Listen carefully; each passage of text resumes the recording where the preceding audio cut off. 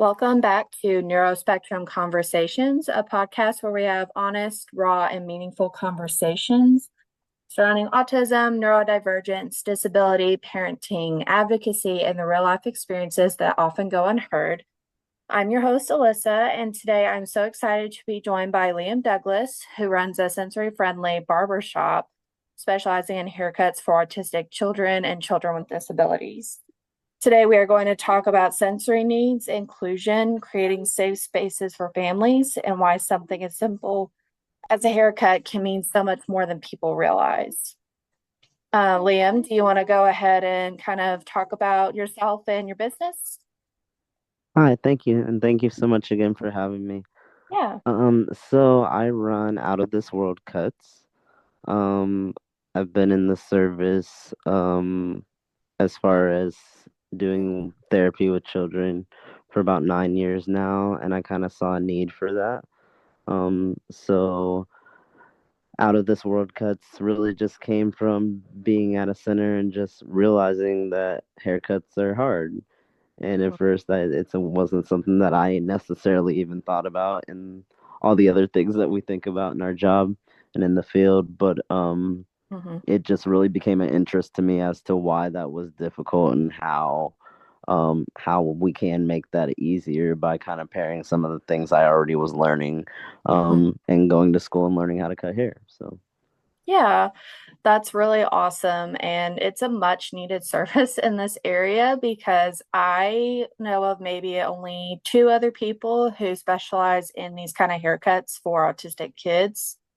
And, that's pretty limited in the area that we're in, which is Evansville. So it's a pretty large area to cover. And I mean, there's so many. How many autistic kids do you think you give haircuts to? I feel like right now maybe in the range of like 60, between 60 and 75-ish. Yeah, that's that's a lot. That is crazy, but I'm glad that you are getting more clients for your business because, like I said, it's very important for parents to feel comfortable with the person that's cutting their child's hair because we have had, I would say maybe five or six different people try to cut Apollo's hair and they either messed it up pretty badly or he had a terrible experience. So, and I feel really bad for him because he doesn't understand because he's nonverbal. So that's another barrier that you work pretty well with kids on. Is that right? Yes, so I've worked with all skill level type and ages throughout the years, and so you know, communication is a big thing, but something that I've learned just over the years, and not even like the textbook of what my job title is, Hmm. more so just through experience that like everything is communication, right? So Right. acknowledging that even during a haircut, like I understand, or I hear you. Just because they're not words doesn't mean something's not being said. So Mhm. we just have to listen differently, right? Oh, yeah. Yeah, totally. So what inspired you to create a sensory friendly environment in the Evansville area? So I worked at a local clinic, and I had worked there for probably about 4 years. And I had just started to notice Hmm. throughout the clinic, because we Right. grew as a clinic, and so just kind of learning different things. And I just started Mhm. to notice that it was an issue. And one day it was just one kid, and I was like, "Is that a crop circle?" Like I just said it as a joke that I was like, "I'm gonna go to school and I'm gonna do this," and it Yeah. was just a like. And then throughout the day, it wouldn't leave me alone. And then the next day, it kind of wouldn't leave me alone. So I kind of just dove into it. We provided 360 care, which means we provided therapy, um, speech, and OT. Hmm. So I worked with the OT department. Um, I worked with the OT department on desensitizing to vibration, Hmm. which sounds really, really fancy, right? But Hmm. but Yes. really, it was something as simple simple as we start with an electric toothbrush and it's in the corner of the table, and I move that Mhm. closer to them when it's off, and then we turn it on, and I start over from the end of the table towards them, and then we touch, and then things like that. Or we, just one finger, and then maybe we pick it up and hold it in our hand for 30 seconds. Mhm. So it become a process, right? Yeah. So, and also things like, just figuring out what they like, what's maybe going to keep them distracted, or what's going to show them, hey, like, okay, you're sitting this time, or you're sitting for just a second, and you usually can't even sit at all. I'm going to honor that. Here's an M&M or whatever I need to do. Or really just Right. sometimes it's the verbal praise, just them Mhm. thinking that they can do it, or giving them that confidence by telling them they're being brave. Yeah, that is so awesome. I love to hear that. So why do you think that haircuts are so overwhelming for autistic and disabled children? I feel like you said, like Apollo's like had some bad experiences, Hmm. right? Not Right. everybody, a lot of people don't want to cut kids' hair, period. Let Hmm. alone add on that they might not be able to sit, or maybe that they can't communicate back. Because a lot of times we also think if they're nonverbal that they don't know what's going on. Sometimes it's just what is they're able to output. That's the problem. What's coming in, you know what Hmm. I mean? They Yeah, yeah. understand that. And so I just I felt like that was, I don't know, that the problem sometimes is their experiences that they've had, or that they've been cut, or that sometimes, like, I always ask in my interview or my consultation with families, like, Hmm. tell me about their experience. Nothing's too big or small, because even the smallest Right. detail that maybe means nothing to you, for me, really explains the bigger picture of where the issue is. Is it more Hmm. so the hair falling on them? Is it the vibration? Is it the noise? Hmm. um because I've had somebody tell me, we wheel them in the, Hmm. stroller, and Hmm. somebody meets us at the very front. They get off what they can get off, and we roll away. Hmm. Well, they're still getting a service as well. Just because they have a disability doesn't mean that they are not allotted to an experience in Yeah. themselves. You know what I mean? So I try to make it fun, silly, and even sometimes, like, I see that go down. So maybe at Hmm. first it's really like heightened how they're responding, and even at the end, if it's a no and I'm getting that verbal no or that gestural no from them, they're tolerating it a lot better because I'm giving them time in between. Oh, yeah. So, like the sensory triggers, I know, especially for Apollo, it really is. He does better with like the clippers, but the scissors, he absolutely hates it. Hmm. And I mean, you've cut his hair quite a few times so far, and that's still the hardest part. I know I don't really, I mean, I can't ask him because he's nonverbal, right? But Right. that's the biggest part where he's the most uncomfortable. So I typically leave that for last. But are there Yeah. any other sensory triggers that you've seen in other clients that are different other than the clippers and the scissors? Maybe like the water if you wet their hair down or things like Um, that. yeah, so the water sometimes is an issue. So, like, um a lot of times maybe I'll spray it in my hand instead of spraying it directly on them. And I always kind of do this. I'm gonna make it rain, Mhm. and Right. so I'll Yeah. spray it up really, really high so it's falling down on them, but not directly, just kind of to see how they react. Right. Sometimes we kind of go, if they're an explorer while we're going through our haircut. Maybe sometimes we'll end over at the sink for a second, and I Mhm. already have some like bubbly water over there so they can get a little sensory break in. We dry off, maybe not. Then we, keep Yeah. going. Um, so I'd say water sometimes is an issue. I have some kids who don't like, I try to have the TV on or whatever they might like. I have some kids who just don't absolutely like that. Right. Lights sometimes can be an issue, so I'll adjust my lighting sometimes if need be. Mhm. Because I have two options, and if it's really sunny, we also have a tent on the window, which that helps me out a lot. Mhm. Um, as the sun begins to settle, or during the morning if it's beaming through. So the tent on the windows at the shop really helps out with protecting the lighting. Even myself, I'm light sensitive, so I Mhm. understand that. I don't really do a lot of like wash cuts, Right. where I'm Mhm. washing their hair, but I do have some kids that are moving up to that stage, and we're starting to try to wash their hair in the bowl. So sometimes, like I'll ask the parents if we're working towards a goal or whatnot. And sometimes it is we're trying to overcome that sensory. Sometimes it's just they need a movement break and I'll dust them off. I try to do that frequently, or as they tell me, I introduce them to all the tools. So whenever they do need it, or I just let them hold that because even them running their hands through the brush sometimes is enough to like give us some extra time to get some hair off. Hmm. Right. And then what do you think are some misconceptions that people have about kids on the spectrum who struggle with those haircuts? I feel like, it's I don't ever feel like it's truly they don't like haircuts. You Hmm. know what I mean? Yeah. Yeah. It could be a bad experience. It could be the sound, right?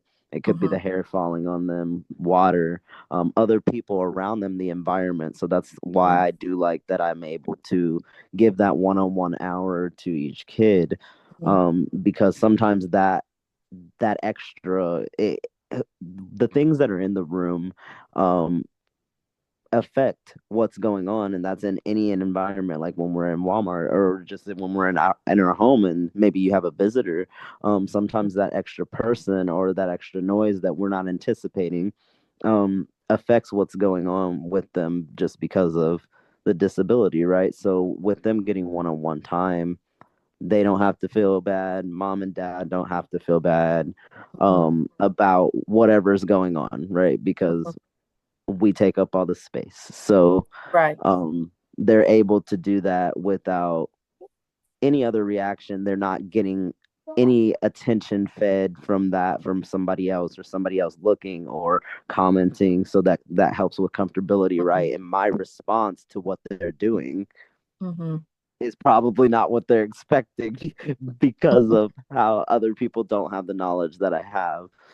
So Right. I definitely like maybe I'm looking away or maybe I'm just completely ignoring that and they might be screaming, but they listened to something that I said. So I'm gonna praise that and I'm gonna ignore that screaming for that moment. Hmm. So I think sometimes that maybe that just because like they are nonverbal or maybe they don't have extensive vocabulary at this time that they are not able to understand because that is probably the biggest. They're smarter than Hmm. smarter Oh than yeah. most, I will say. And I think a lot of people who maybe don't understand disabilities in general or autism and sensory needs, maybe have that misconception about it. Oh yeah. That's a really big one. And I know coming from a parent's point of view that when I would take him to just like a regular, like a hairdresser or even a barber, I mean, you've seen how he can be. It can cause a meltdown. I think he's gotten much better than what he Yes, used to he's made from the so very, much progress. I'm so oh proud of yeah. him. Yeah, compared to the very first time, that was a little that Yeah, was we had a traumatic. lot of tears. We had a lot of tears. Oh yes, from everyone involved. So I feel like he's come such a long way, He but has.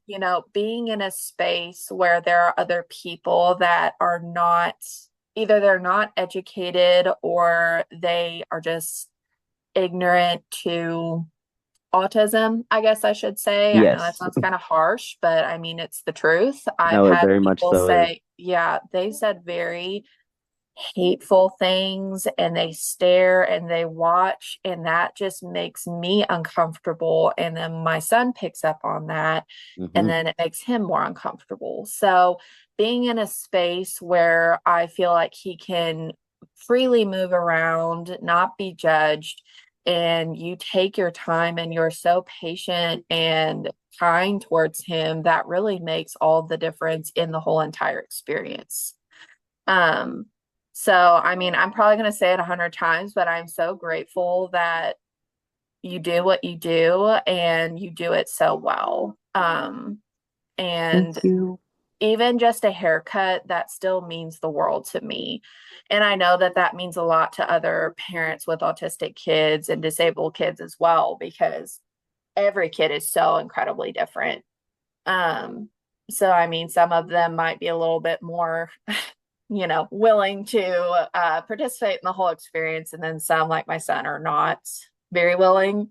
Um, but I know that hygiene issues are really most parents I've talked to, their kids have hygiene issues. Hmm. So what kind of things do you have in your barber shop that kind of help kids feel calm? I know you mentioned that you have a TV show if they want to watch it, but do you have anything else that you use? Yeah, so I ordered the weighted capes. Hmm. And so with the weighted cape, it comes with I think I have three different size weights. Because even if you have a weighted blanket, a lot of people maybe don't know this, but it does go by the weight of you. So even me, my blanket, I had to weigh myself, and I look at the chart to make sure I have the correct weight. So I wanted to make Hmm. sure I had the right weights for all of my kids because I have some kids that are a little smaller. Hmm. Um, so if I see that maybe that might help or like that they just like that type of input, which is why my questionnaire probably is a lot different, or my consultation's a lot different than what a typical barber would ask because I know what I'm looking for and what's going to help maybe soothe them, Hmm. or just something that they like. So I do have the weighted cape. I also have, I use a cape that has sleeves on it. Hmm. And that kind of helps a lot because a lot of our kids are tablet kids or, just fidget. I try to keep those hands busy because if those are busy, if they are a little more gestural with their no, Yeah. that kind of gives me at least a second to see that toy drop and kind of already be like, oh, high five. You know what I mean? Because I'm still giving that input, even though they Hmm. are wanting to get maybe get me in that Hmm. moment. Slipping in that high five gives an appropriate replacement, right? So Hmm. I do that. So I have that. I also have just I call it my like orbit ring, but I have that, and that's more of just a cape that is shaped like a little parachute that would go Hmm. around their neck instead of a cape. Um, and then I keep the toys. I keep the sensory toys and things like that. Hmm. As options, we keep the spray, we keep the water, we keep two water bottles just in case we want to have a good time because sometimes that's all we need too. Mhm. Right. So when you notice that kids are getting really dysregulated and overwhelmed or overstimulated from everything, do you try to just kind of back off, or do you offer any other supports, in addition to what the parents request? It kind of obviously depends on the kid. Just Hmm. obviously everybody's different. But it just depends on where that kid is at. Hmm. Every kid's maybe working on something a little different. So, sometimes maybe the goal is to be able to sit in the chair. When they are having those moments where sit in the chair is probably not the best example for this question, but maybe more so if we aren't able to get the clippers. We're not able to get the base of our neck. Okay. Hmm. So at first, maybe that's an area that maybe doesn't look the cleanest compared to the rest of the haircut. Hmm. A couple visits in, we might try to like get that a little cleaner, you know what I mean? So I use Hmm. different type of techniques. I also use a timer. I Hmm. know I didn't say that in equipment, but I probably should have. But if they are familiar with the timer because they do attend therapy and things like that, I have a visual timer that once it's done, Hmm. it pops up a cool little cartoon picture. And Hmm. sometimes even if they are a tablet kid, I know that they're motivated by that, so they're going to go to it, even if it is a timer. So Hmm. giving them that visual cue that hey, I'm gonna keep these on until then. So even if it's not to their head, maybe I move it to their hand or to their knee or to their foot, but we're still gonna hold on until that timer goes off. And I'm gonna start with a small, reasonable amount. I'm not talking 5 minutes. I'm talking 10, 30 seconds, something like that, Hmm. something small, so that we are working towards a goal and I'm able to see that increase. And I kind of keep my own little stats on the kids. So I've watched a kid go from 2.5 hours down to 15 minutes. Most recently, my best time ever, and I cried. And I was very bored because obviously I give each kid an hour, but he got done in 8 minutes, and I Oh, just cried because wow. I was like, "It's working." And that's from an hour and 45 when he started. Wow. Um, and all I did was change his seating. Like I do have a stool that's like a spinny circle top stool, and so I changed his seating, and now that's where we're at. So is he Mhm. sitting in the barber chair? No, but is he sitting? Yes. Is he crying? No. Is it a fun time? Yes. We're okay, but Yeah. it wasn't at the beginning. So sometimes we're just working towards a goal and we're going to keep chopping away at that slowly by slowly and sometimes increasing. I know a lot of parents are like, it's so bad that like we only get his haircut 3 times a year. That's probably one of the worst things that you can do because Mm. just like anything else, we have to practice, right? We have to practice Right. to get better. And although, yes, it is a moment, right? Like sometimes it's bad, and I understand that. And so we only want to deal with that in certain aching moments. But even when they come in every 3 months, right? Now we're chopping off way more than we would have to. It's thicker, so it's pulling and things like that. We get into other issues like that. So Yeah. frequency builds tolerance, you know. So even if I've started to offer just like little, if we're coming in to just work on kind of sensory and tolerating that vibration, and it doesn't even have to be clippers, of course, at some point I'm going to use those, but there's toys that we can use, and there's toothbrushes, and there's anything that vibrates that we can find toy wise, or like they have like the little step mats that vibrate, the little bouncy balls. All those things are good, and even as toys that the kids have regularly at home for play, all those things are going to help Hmm. in the long run because that vibration part is going to be over. Now we're going to move on to whatever the next issue is, if there is one. Yeah. And I mean, I know people on the spectrum, they usually feel things more strongly, like emotions and any kind of sensory input. So I know that that is a huge factor of why haircuts are so hard. I mean, even like bath time, like getting Apollo's hair wet and washing his hair, that's the hardest part rather than just washing his body. Yeah. um, because it's the head is just a very sensitive area on a person. So Hmm. that's the hardest part for him. But I know that, if we only went a couple times a year, that, it wouldn't really help, but going more frequently, trying to get it done when we can, that will help. And I mean, he's been with you for maybe like 6 haircuts, would you Hmm. say? Yeah, Yeah, about that. something around there, but he's gotten so much better just because we're trying to keep going and keep having him get his hair cut to kind of desensitize him, I guess. Yeah, And and I tried my best to make it, I feel like the other missing part is just personality, the right, personality of who's cutting whose hair. And right. I just I love kids. And I feel like I can be a kid whenever I interact with kids. And so especially in a field where, they don't necessarily maybe have the most typical interactions with people, feeling comfortable with somebody and somebody being goofy and silly whenever they're doing something that you don't like. Sometimes it's a distraction. I'm not gonna lie. Apollo definitely gives me the serious face most Oh of the yeah. time, and I try like when I he smiles, I feel accomplished. So Oh yes. And it always ends up happening somewhere along the line. yeah, and I mean, I feel like since he's been with you, he's coming more out of his shell. He has a RBF just like his mama. Okay. Um, yeah, so and just being able to connect with kids is a gift that not everybody has, and you definitely have that.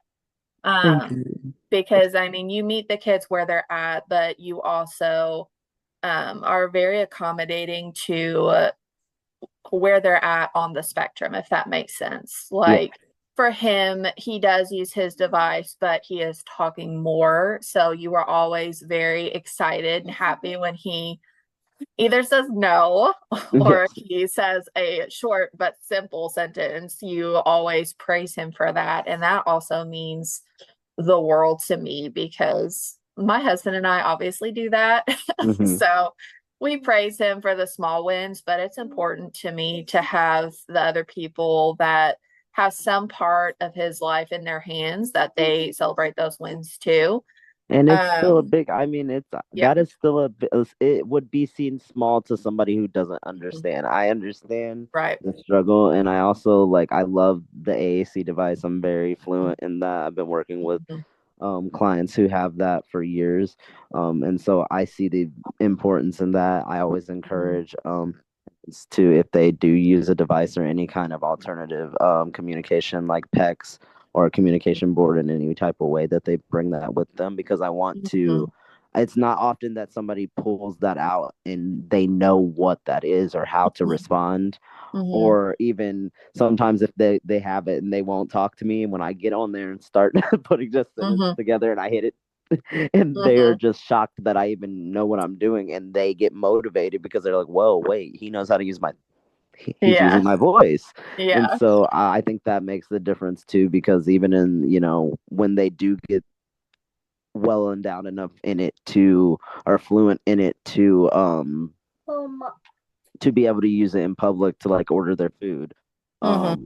Sometimes even that, even though they're doing it exactly how they were taught and what is correct for them to have that interaction, the person receiving that information is not familiar or Hmm. has never even seen something like that. So that makes it hard, and that's a barrier that I feel like a lot of autistic people have whenever they are learning these alternatives to their communication. So to be able to honor that and recognize that and praise that is a huge moment Hmm. for them to even want to use it to exchange that communication with somebody. So I definitely always want to recognize that and praise them for that. Yeah, and that's just another form of connection that you make with your clients, which is incredibly important because, I mean, if they're nonverbal and they can't say anything to you about what they're feeling, I mean, that's huge that you're willing to communicate with them on their level. So that also puts parents at ease. I know it certainly does for me. I can't speak for everyone, but it does for us. Um, but what other kinds of experiences do the families with these kiddos usually kind of share with you when they're there for their haircuts? Have you had any, you know, experiences that they have shared with you personally? I know that there's not a lot of places that cut kids or barbers that have like they just won't. Mhm. So a lot of my families talk about the difficulty of just them not even being able to sit before we even get to the rest of some of the other issues that they may have and how much that's an issue. Mhm. We kind of we fly where we fly and we land where we land. So um as far as where I cut their hair when they're in the shop. Mhm. We will make whatever work. So that is a lot of what I hear a lot of that. Sometimes it's just the exchange that maybe the person cutting that had cut their hair just verbally was not very patient or just visibly appeared like flustered. Um, which it's already a tense situation, you know what I mean? And I love that I make not only the kids feel comfortable, but the parents feel comfortable. And even if they apologize, or they always do, you know what I mean? I'm just like, please don't. Like, you don't even have to, there's nothing to apologize for. Right. Um, so I know that that is a huge barrier for a lot of the parents, or just wanting them to be able to transition into the shop. I do offer to where I kind of start off in home and we transition into the shop. All of my home kids that I started with while I was in school, Mhm. um, that transitioned into the shop are still with me mostly, and have improved by like I can't even say, they're all under 30-minute haircuts now. Mhm. Um, so it's beautiful to watch it work. But I know a lot of those families, maybe the shop was too much. Other people being in the shop and loud noises, that, we can't control. And that's also why I like being in there by myself, on Sundays, just because I can control the environment. I can kind of control like the sounds and what's going on. So that Mhm. helps, because in typical barbershops, you can't do that. Oh yeah, for sure. So, what does it mean to parents, do you think, when their child finally has a positive haircut experience? I feel like it means a lot, because not everybody's gonna understand why maybe when you're out and about, or whenever they go to therapy, or when they go to the doctor's office, or wherever you have to go, that maybe if they're not always with you when you go out, when they have to go, just because they have a disability, everybody should feel comfortable. And although they might not like, getting the haircut part presentably, everybody deserves to like feel like they Mhm. look good. And I feel Mhm. like when you look good, you feel better, you know what I mean? Right. So I feel like as a parent, you might know that, yeah, it's gonna suck to get the haircut, but being able to look at them and be able to actually see their ears or their eyes. Sometimes that's just the goal. Mm-hmm. Maybe we want to see a little forehead. Um, but I feel like it presentable wise and even just comfort wise, maybe the kids kind of like pull their hair in the front because it is too long and that can cause issues long term with the hair growth in the front, you Mm-hmm. know. So I feel like it helps them in a way that, you know, it makes them feel better. I feel like they feel like I want my kid to look as presentable as me, but sometimes they don't tolerate that. So Oh being yeah. able to have that experience and um not feel the judgment Oh yeah. whenever whatever's happening, you know, because not only are you feeling bad for yourself, you're feeling bad for them, and there's none of that whenever we're doing what we're doing. And it's always just a welcoming space. Obviously, it's just me in there, but anybody who happens to be in there at the shop, it's at KK's Hair Today. Mm-hmm. um Everybody knows what I do and everybody's very, very supportive. So even, you know, they'll ask if I need anything, or after they're done they'll offer the kids candy or just a smile and telling them that they're doing a great job. Everybody in the shop is very supportive of the kids if they happen to come through while we're there. Oh yeah.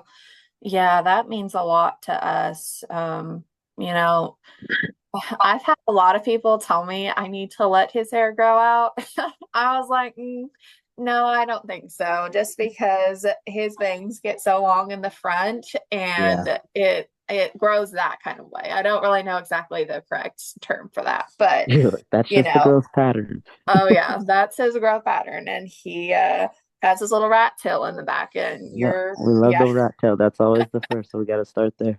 Yeah, so yeah, I think he looks like he's a teenager every single time he gets his hair cut. But I don't know what happens when the hair fall. I don't yeah, know how somehow the shaggy keeps the baby like face there, right? And then as soon as you uh-huh, cut it, it's like, oh, yeah, you're gonna do my yeah, taxes, okay?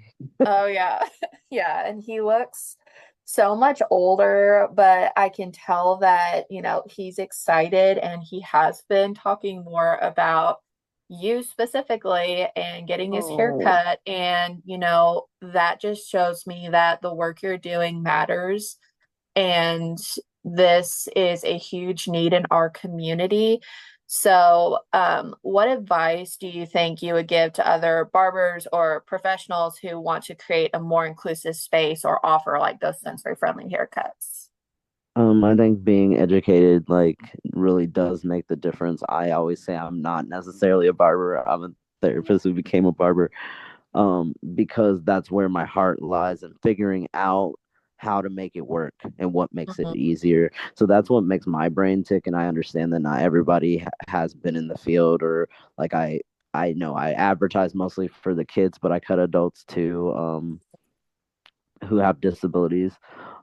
So I feel like education is key. There is a company that I want to take a class with that I hope to take soon.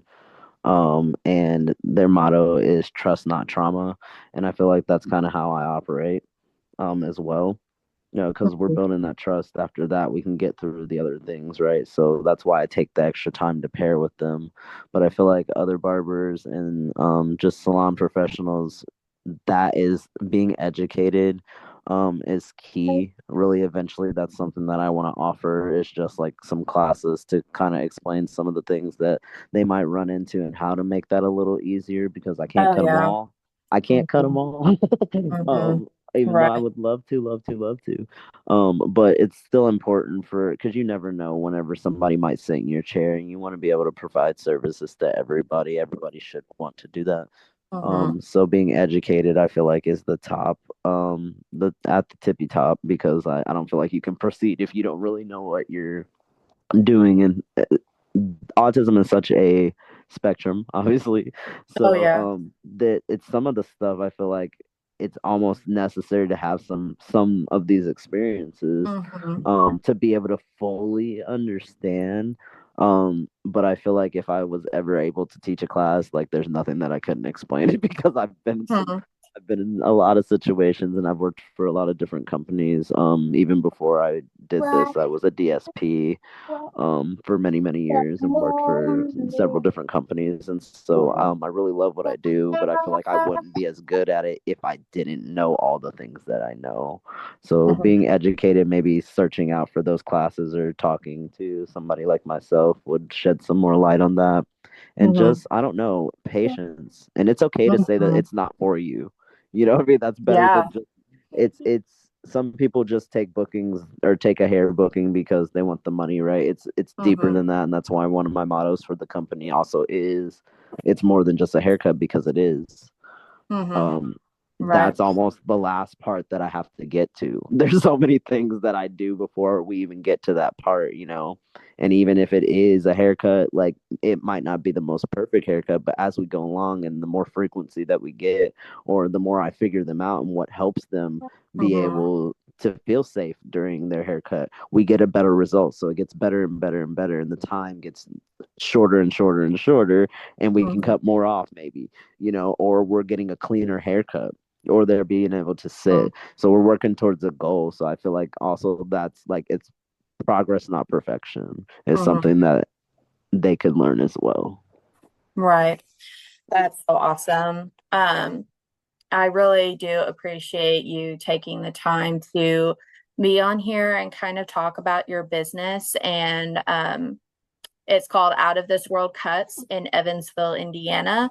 And hopefully, we will also have you in your mobile vehicle soon. There I is a hope so. GoFundMe on Liam's Facebook page, which is also Out of This World Cutz. So thank you so much, Liam, for being willing to talk about your business and talk about your experiences with giving sensory friendly haircuts to kids on the spectrum. Thank you so much for having me. It means a lot, and I cannot wait to see Apollo again. Yeah. Oh, well, we'll definitely need to have a haircut soon. So, all right. Well, thank